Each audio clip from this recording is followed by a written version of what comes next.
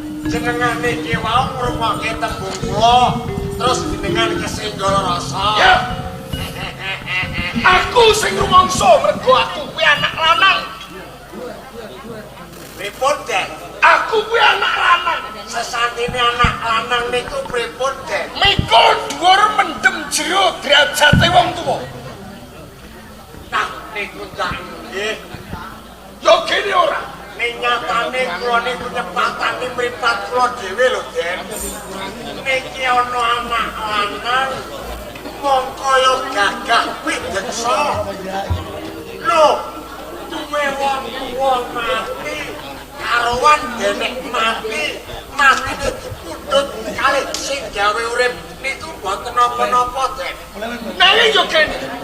Wong tuaku mati kinanjut kesaning Jawata. Bayaran Pripun, Dek? Patine wong tuaku Prabu Kenara kinanjut kesaning Jawata. Sing kandha sinten? Aku Nek ana jaranak lanang bisa mikul dhuwur mendem jero karo wong tuwa. Ning siji anak lanang niki sing ana loroke jurang teng wong tuwa. Niki anak lanang sing bakale disamber bledek. kowe bisa kandha kaya ngono. Nggih. Wis ngerti dhewe saben-saben pendak kala mangsa aku nyangkutke wong tuaku. Den, Aku njalukno on wong tuaku supaya nggone mati kepenak ditampa kasuwargane ditampa lan Gusti Kang Karya Jagat. boten ajeng lakon, Den. Yo kene.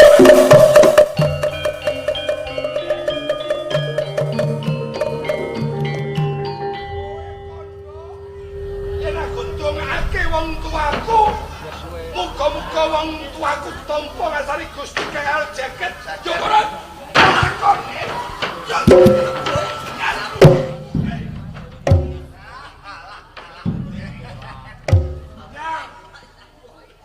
Nuwun sewu nggih, Den.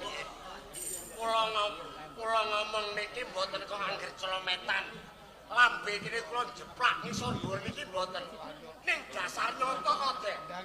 kowe bisa kandha. Bisa ngucap.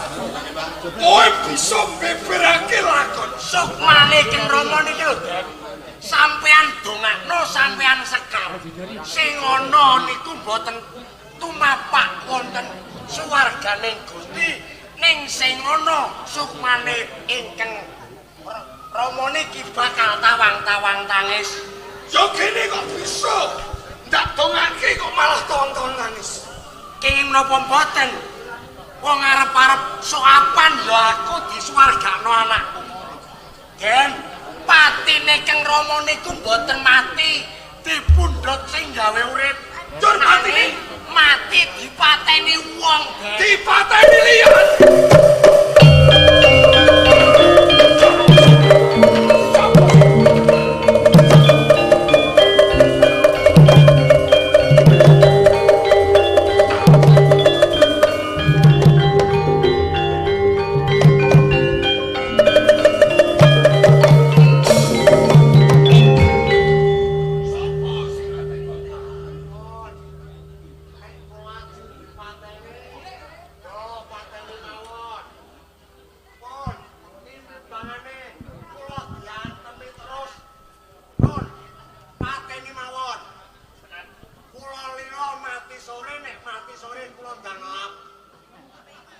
Jaluk mati.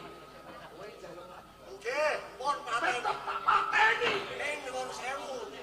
Nek lakon kula mati, lakon iki bakale cepet. Kok bisa? Merga kula ngerti Wadawati ingkang magepokan kalih Aden Tohjaya.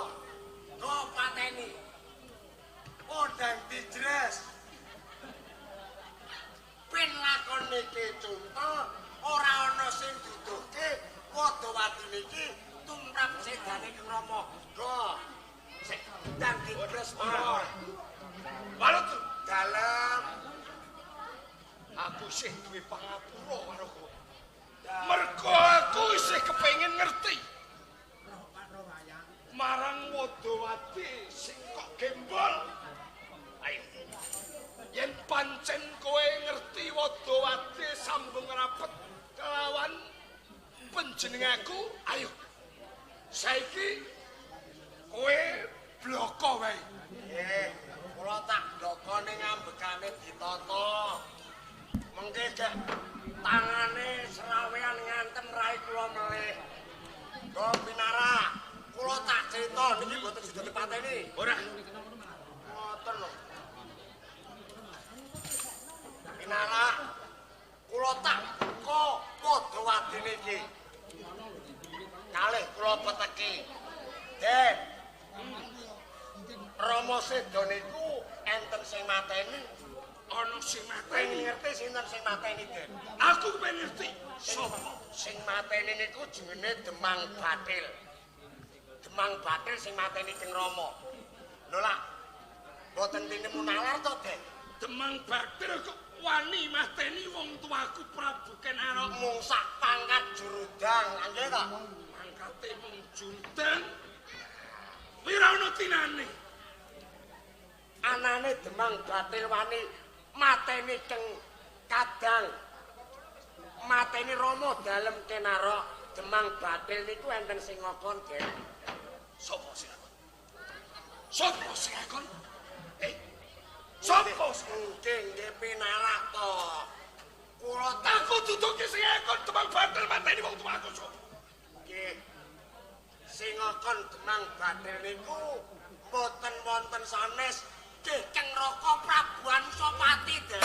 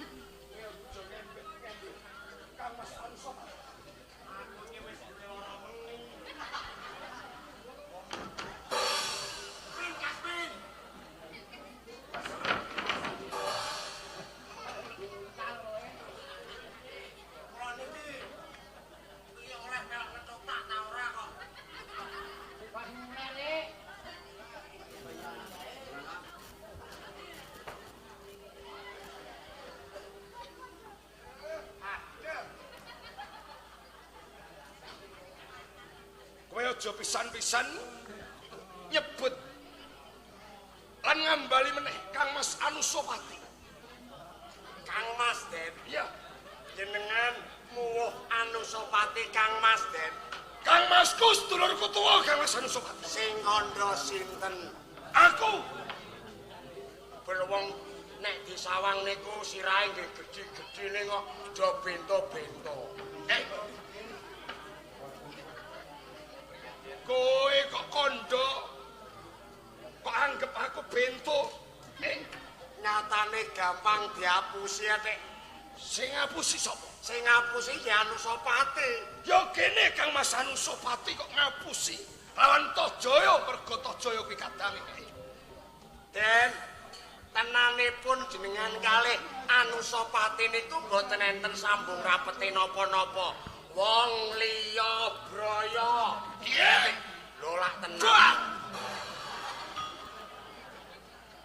Kok bisa kondo Kang Mas Anusapati wong liya braya? Kowe ngerti wiwit cilik aku gandeng renteng lawan Kang Mas Anusapati. Nah niki lho bodhone ngetrek kula arane jenengan niku bodho kok nesu. Mergo Anusapati pinter nggone ngrengkuh Aden Tojaya supayane Aden Tojaya niku boten ngucik bab lelakon niki ditutupi kabeh ning ndase walutru boten iso dibodhone goblok.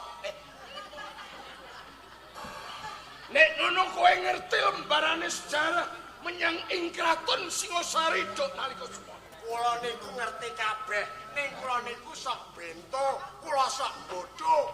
Kula ngenteni kapan boyo Aden Tojaya niku siaga ing jati lan niki pun kula anggep nek Raden Tojaya niku pun pantes kudu tuwuh lan ngerti lembaraning sejarah. Saiki beberno. Lelakon iki sing bener kudu dibenerke, sing salah kudu disalah. Lah ngoten nggih gampang, senengane ngomplang-ampleng. Info Mas. Kowe terus info ya info. Ayo kancane ya diurusi no kok. Ya tak urusi. Nyatane plang-pleng kok. Wis, nek pancen ngono aku njaluk pangapura. Baik, klis. Den. Jenengan nak dereng ngertos sinten Prabu Anusapati. Prabu Anusapati niku tenane lak titise Sang Aku Tunggul Ametung to, Dek. Anake Sang Aku Tunggul Ametung patutan kalih Ken Dedes.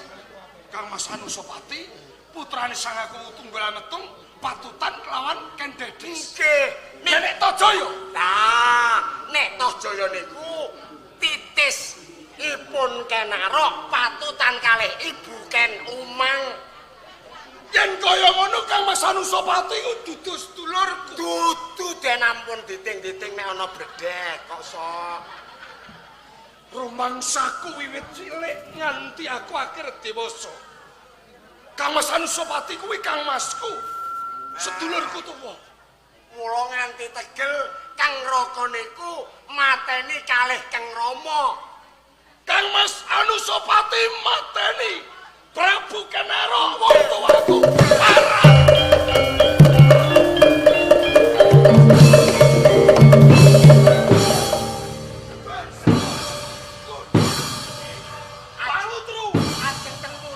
Aku kepengin ketemu Anusapati. Nempun ketemu. Tak teter kadik dari Kang Mas Anusapati Antajaya. Alantut sing ana niku lho, sing jenengan sing mati mboten kok Anusapati sing mati.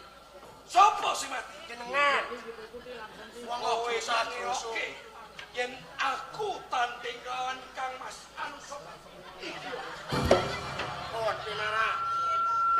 Yen kaya ngono kowe ngremehake lawan Tojaya kuwi. Mboten wong adik ngremehke lek ngremehke tiyang niku mboten apik. Yen kaya ngono kowe wedine kejubratan getih Anusapati. Mboten. Lah yo kene kowe nggondeli aku. Ngeten lho, Den. Niki cetha jenengan Bramantya nesu tenan. Percaya kalih kula. Tak rewangi kaya ngene kuwi yo aku kepengin ketemu Anusapati tak jegelut. Nah, ngeten gelut nggih gelut. Nek jenengan adu arep kalih Prabu Anusapati, sainggil. Mboten enten rong banyu Anusapati mati. Ning jenengan kedahe mut. Pepayung agung sing ngemuli to mayungi Prabu Anusapati teng Singosari niku jenenge napa, Den? Imut mboten? Ora eling aku. Lah Anusapati dipayungi karo pusaka Tobing Tuah Agul-agule Singosari sing jenenge Kyai Gandring. Oh, nek jenengan kok ajeng mangkrak ngadepi Anusapati sing ngono jenengan matek iyek bongkaya. Mergo dheweke duweni pusaka Kyai Gandring. Nggih. Yen kaya ngono tak colong Kyai Gandring.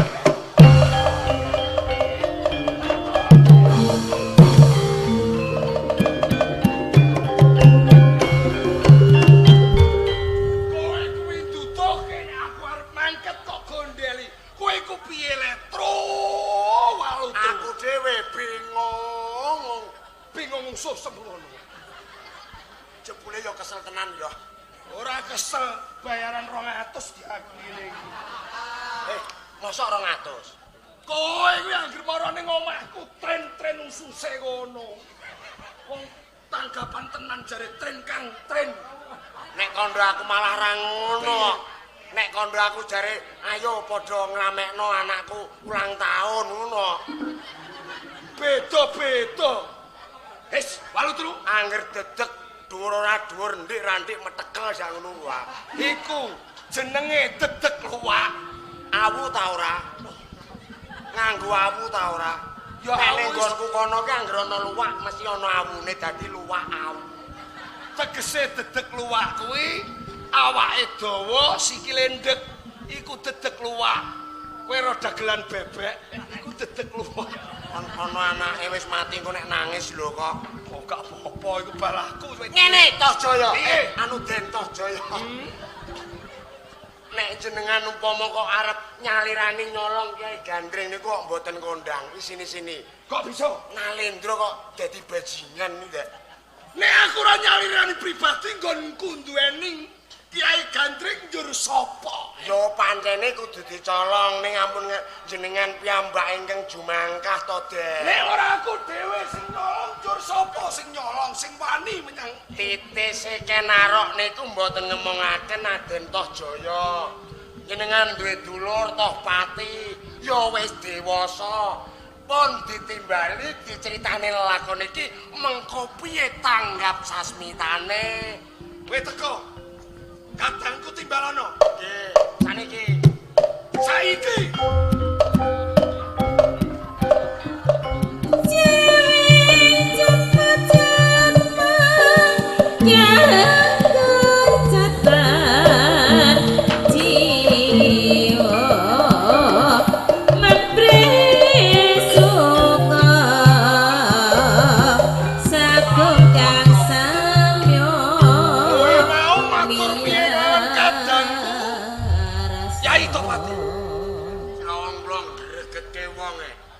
Bisa gregetke piye? Wong jeneng lumrahe menungsa niku nek digugah pisan pindho lak kudune pun tangi. Iya, Malah mancal-mancal. oh perkara nggonmu gugah keseru. Dadi niki wau kula glandang malah kula sing keglandang. Anu telu Dalem Pak De. aja adol lumuk ning pengarepane Kang Mas Toh Jaya. Lagi wae aku sinau saluring rek ana ing dalem kapangeranan. Yo kene kuwi ganggu gawe. Dadak tumeka ning dalem kapangeranan. Mas anu nuwun sewu, Mas Pati. Nun jenengan kok sinau saliling ren niku lho, lha mbok nganti sirahe sampean iki botak. Mboten ajeng mulyake urip jenengan. Sing ajeng mulyake urip jenengan nggih perkara kula glandang mriki niki kok. Ngono. Nggih. Meneng sawetara. Meneng ya meneng kok. Kadanging pun kaget. Nun kula Kang Mas. Wah, sare ra. Raden Toh Jaya. Kaget. Sliramu ndak timbali. Ana ing pakuwon tumapel. Kang Mas. Pindhane sinamber gelap rapat wonten ing salebetipun manah. Kadadak wonten rawuhipun bedes waludu. Iya. Kula iki mari kedah ngabiyantara ngersa panjenengan. Yektosipun wonten kuwi kados menapa Kang Mas? Ana kawigaten magebokan lawan sliramu. Napa Kang Mas badhe ndumuk rapat ngenani kula sinau salireh wonten ing dalem kapangeranan? Ora. Napa kula tumindak lepat ngenani peralatan? Dudu. Lajeng Di. Saiki aku wis ngerti lembarane sejarah menyang Singosari. Jroning aku dipapanke menyang Pakuwon Tumapel kelawan Kang Mas Anusapati. Kuwi mung pancen dhewekne aja nganti aku ngerti lembar-lembarane sejarah menyang Singosari. Nah saiki aku wis ngerti. Aku arep menehi ngerti marang sliramu lan menehi weruh marang sliramu. enggal Kang Mas palku dhumateng kadang. Supados kula mangertosi lembaranipun sejarah. Di sejatining wong tuamu Prabu Kenarok. Kuwi patine ora kenanjut kesaning Jawata kuwi ora. Patine kapitenah dening liyan. Sinten ingkang wani ngrenah sutarmu kula nggih sutarmu panjenengan Rama Prabu Kenarok. Prasapamu kepiye yen kowe wis ngerti patine wong tuamu ora kinanjut kesaning Jawata. Kang Mas, patine liyan. Minangka kula dipun lairaken picil jalu. Anak lanang kedah mikul dhuwur mendem jeluk.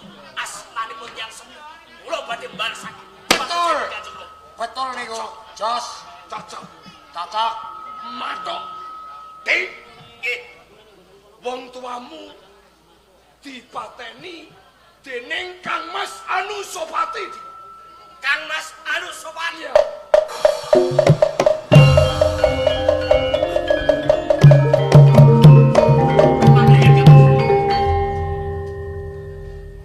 Wah, kasedana suketoke. Gumun setahun jembleng seren. Iya. Sak sampunipun Kang Mas Toh Jaya ngendikan iki kados tengah. Pilih pejahipun Kanjeng Rama Kenarok menika saking Kang Mas Prabu Anusapati. Iya. Leripun kados pun Di Anusapati kuwi dudu Kang Masmu. Dudu sedulurmu tuwa. Nanging kuwi wong liya braya. Jalan apa? Kang Mas Anusapati kuwi putrane Sang Aku Tunggal Ametung patutan kelawan Ibu Ken Dedes. Nek Tojaya Antapati kuwi putrane Sang Prabu Kenarok patutan Ibu Ken Umang. Dadi ora ana sambung rapete sedulur kelawan Anusapati. Layak dheweke kepengin nggaduh kawibawan ana ing Singosari Tegel Mentala mateni marang Prabu Kenarok ya wong tuaku lan wong tuamu. Nuwun sewu Kang. Sinten ingkang ngendikan dumateng panjenengan bilih Kang Mas Prabu Anusapati meniku boten wonten sambung rapetipun kalian kula panjenengan. Nek kowe kepengin ngerti durung ana aku wis ana Walutru, durung ana kowe ya wis ana Walutru menyang Singosari. Sing ngerti lembarane sejarah ana ing Singosari kowe takono kalau ana Walutru. Walutru? Iya. Walutru. Walutru. Boten panganipun pripun? Walutru. Bangsat. Etok-etok apa temenan? Tru. Nun. Wal. Wal. Nun. Walutru. Walutru. Wedung. Ora usah wedi kowe kandha bloko lan Nyai Topati. Wong niki cilik ning atose mboten eram kok. Walutru. Dalam Pak De. Kowe ndongeng karo Kang Mas Tohjaya. Yen lembaran sejarah Sudarmaku ya Sudarma. Jarene Rama Prabu Kenar. Sri Rangga Raja Sabatara Amor waing bumi. Kuwi matine kakrenah dening Kang Mas Prabu Anusapati lan Kang Mas Prabu Anusapati. Lawan aku lan Kang Mas Tohjaya. Ora ono sambung rapet. Ngono. Ya apa bener? Pancen niku sing bener, Den. Nek cetha sing mateni niku jane mboten Anusapati nanging Demang Bathil. Lah Demang Bathil niku sing ngutus niku Anusapati. Ngopo to kok Anusapati niku nganti ngalap pejahe Kang Rama? Sithik akeh mbok menawa niku ngudi tuwuh patine ramane rikala semanten. Tenan Ngoten lho, Den. kena tak ugemi kabeh omonganmu. Lho, Den, kula niku pun siaga dipateni kalih Cengraka. Ning nek lakon kula mati, Wadawati niki bakal cuntel, mboten enten sing bakal buka kalih Aden Tohjaya lan Aden Topati. Yen pancen kabeh omonganmu tuwibo ora ngapus nanging kabeh mung kasunyatan. Ora sapa-sapa sing mateni Kang Mas Prabu Anusapati. Tak jangkai.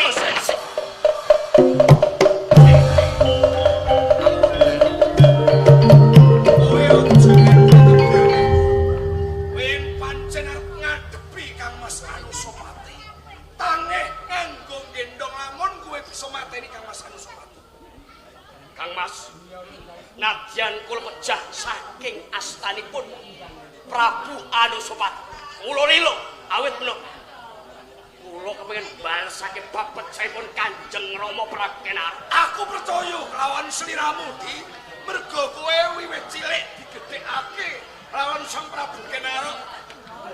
Kowe bodho dipinterake nganti kowe bisa akhir dewasa karepmu arep bales budi dharma kabecikan tumrap wong tuamu. Nggih, Kang Mas Anusapati kuwi dipiandel Kang Ampok. Sing jeneng Kiai Gandreng ya Margapati. Tangeh nganggo gendong lamun yen kowe arep mateni Kang Mas Anusapati. Den, Yen kowe wis duweni pusaka Kiai Gandreng ya Margapati, kuwi gampang mateni karo Anusapati. kula colonge Kiai Margapati.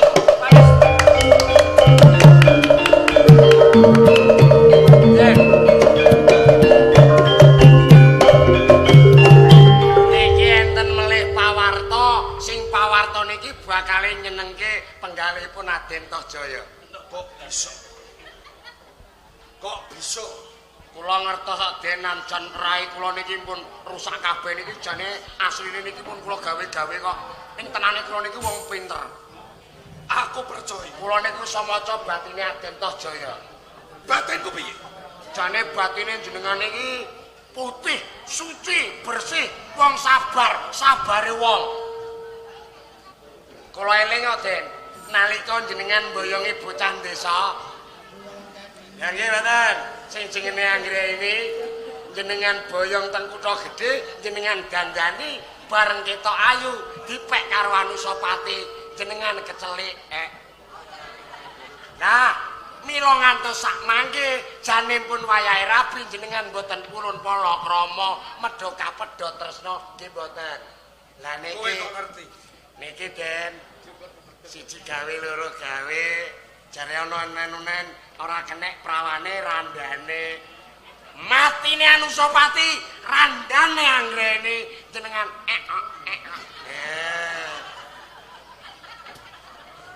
yen kaya ngono aku kudu bisa mateni Anusapati lah Anusapati mati anggrene rondo ora kenek prawane kenek randane mati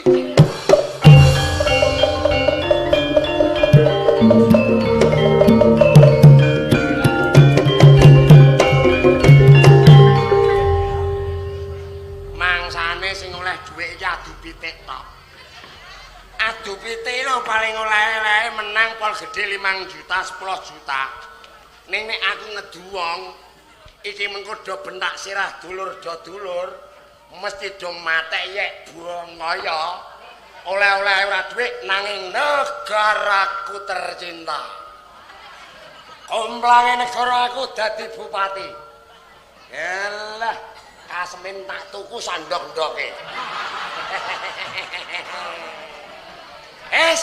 niat panten tak gawe geger ben geger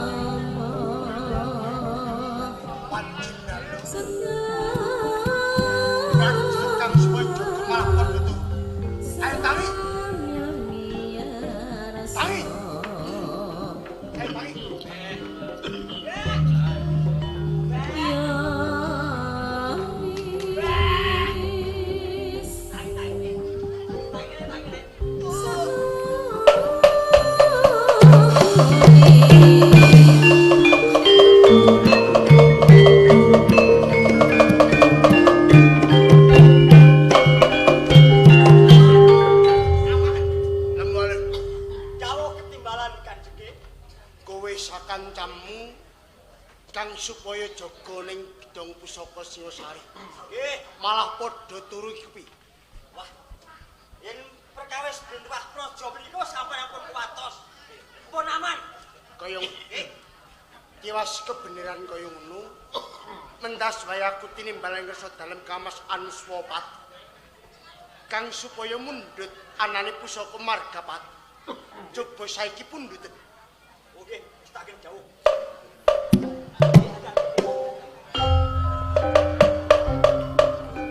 Lah, waduh.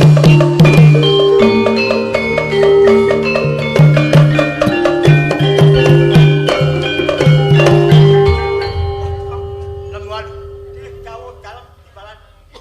semuka kita tim. Sawising kuwi ndak utus supaya mundhut anan pusaka Margapat. Ana Nuntun duka ingkang kathah kadung sinuwun. Awit ing dinten sak mangke Bintwah Praja Singosari Anis saking gedhong panti pusaka. ilang saka plangkane. Lemuan. Yen to pancen bener apa dadi kandham Bintwah Singosari Anis saka plangkan yen kapireng ngersa dalem Kamas Anuswapat dudu kowe kabeh sing nampa du. Aku sing nampa du. Mula maling mumpung durung adoh. Ayo gage kepiake prajurit oyak maling.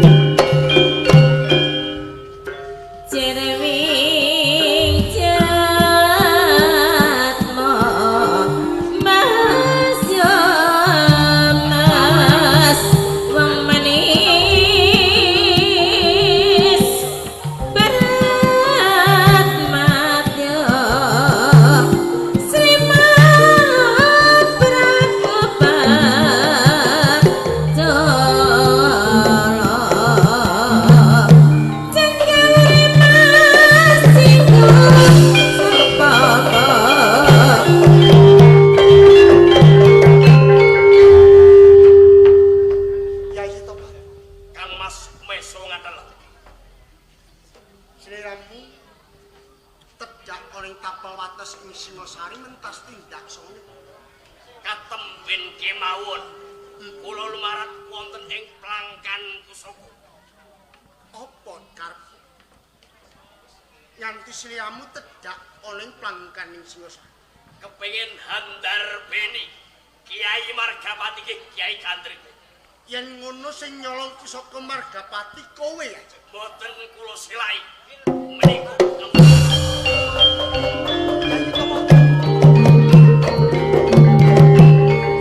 tanurunga sliramu pirsa. Yen to Bintwah Margapati pusaka tunggal oleh Praja Singosari. Ning gene apa sliramu milik kagungan pusaka? Apa dasar? menawi kula kinandhean Kiai Margapati kula saged mudi tuwuh papecipun Sudarma kula. Nggih Sudarma panjenengan Rama Prabu Kenarok. Yen to sliramu kepengin ngudi tuwuh penjane Rama Prabu Kenarok. Satenane iku mau kleru. Klentu kap. Umpama to iki mengko dadi tundan turutan. Njur sapa sing nglajengake pengayoman ana ing negara Singosari? Yen kakon kowe mbalasake sedane Rama Prabu Kenarok, bakal cures ora ana sing bakal bisa nerusake. Kang Mas, mbok inggih panjenengan bloko kemawon. Panjenengan dipun lairaken jalu wonten ing Jagadipati. Nanging kenging menapa panjenengan jiwih wedi getih basan boten ngatonaken dharma bekti tumrap anak lan wong tuwa. Apa kaya ngono cacane panjenengan? Sliramu aja kleru Tom. Kenging menapa boten? Mergo aku meneng ora ateges pun Kakang Wadi mati ora. Nanging aku ngimen marang kabeh prajurit oleh Singosari. Yen to mung perkara bendak sirah ora ngerti dodok sing perkara kawula sing melu rasake. Boten idep. Niku mung pawadan panjenengan kemawon. Kang Mas, Iya. menawi panjenengan jirih panjenengan sumpingin kula saged mejahi Prabu Anusapati kaparat murang